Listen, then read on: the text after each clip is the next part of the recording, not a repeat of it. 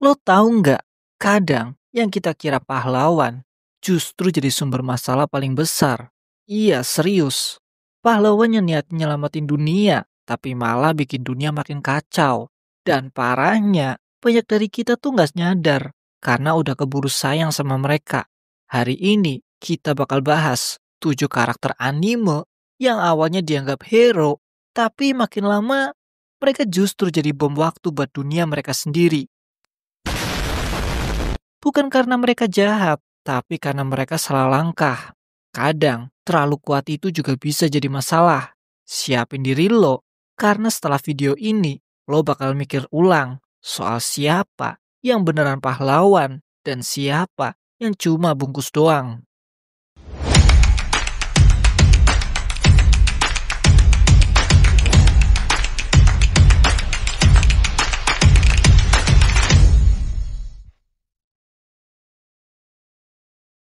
Pertama, Light Yagami, Death Note. Oke, kita mulai dari yang obvious. Light itu bukan penjahat dari awal. Dia anak SMA biasa yang nemu buku bisa bunuh orang. Dan reaksinya, wah keren nih, bisa beresin dunia dari penjahat. Awalnya mulia, tapi makin lama, Light jadi makin gila kekuasaan. Dia mulai ngebunuh bukan cuma penjahat, tapi siapa yang ganggu jalannya. Polisi, FBI, bahkan cewek yang curiga dikit aja, dia sikat cuy. Masalahnya, Light ngerasa dia dewa. Dia bikin sistem satu arah. Dia nentuin siapa yang pantas hidup atau mati. Dunia makin tegang, orang hidup dalam ketakutan. Jadi sebenarnya, dia beneran hero atau dia cuma penjahat yang punya misi keren di awal. 2. Lilots Lamprots, kode GIS. Lilots itu jenius, ganteng, punya kekuatan GIS yang bisa bikin orang ngelakuin apa aja. Tujuannya, bikin dunia yang adiknya bisa hidup damai. Tapi caranya, wah itu ngeri. Dia jadi teroris, bikin perang, hancurin kota, dan bahkan ngebunuh orang tuanya sendiri. Semuanya demi tujuan baik. Lilots percaya bahwa akhir yang damai bisa dicapai lewat jalan darah.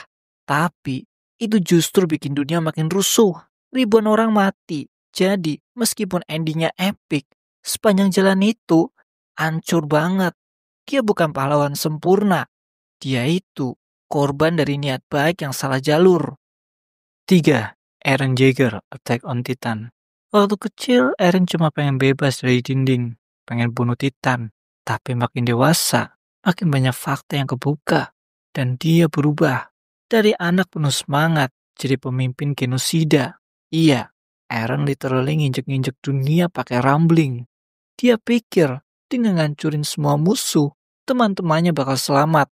Tapi, apa iya, ribuan orang mati. Dunia panik. Rasa takut makin gede. Eren bukan cuma ngelawan musuh. Dia jadi musuh buat semua orang. Gila ya, pahlawan yang dulunya kita dukung mati-matian, jadi monster yang lebih ngeri dari Titan manapun. 4. Shinra Kusakabe, Fire Force. Shinra itu anak baik. Dia senyum terus, sopan, niatnya mulia, nyelamatin orang dari kebakaran dan jadi pahlawan. Tapi kekuatannya itu nggak biasa. Kakinya bisa nyemburin api dan dia bisa gerak super cepat. Tapi kadang kekuatan itu bikin kerusakan juga. Ada momen di mana dia kehilangan kontrol dan api dari badannya nyebar kemana-mana. Masyarakat jadi takut. Bahkan teman-temannya mulai ngeraguin dia. Ini beneran pahlawan atau sumber masalah baru? Dia nggak jahat, tapi jadi terlalu kuat tanpa pengendalian itu bisa bahaya juga. 5. Izuku Midoriya alias Deku, My Hero Academia. Deku itu murid paling rajin, gak punya quick, tapi dapat one for all dari All Might. Sejak itu, dia berjuang keras buat jadi simbol harapan. Tapi lo sadar nggak? Semua penjahat makin gila semenjak Deku jadi pusat perhatian. Dia jadi target. Teman-temannya ikut kena getahnya.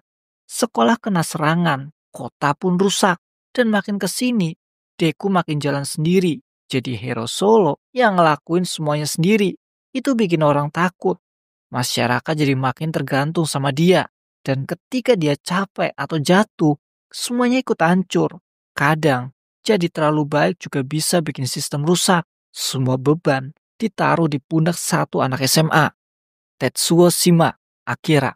Tetsuo itu teman kecil dari Kaneda, gak punya apa-apa, sering dibully, dan hidupnya keras. Tapi suatu hari, dia dapat kekuatan psikis luar biasa. Masalahnya, dia gak siap. Dia kehilangan kontrol. Tubuhnya berubah, pikirannya rusak, dan dia mulai nyakitin siapa aja yang dekat.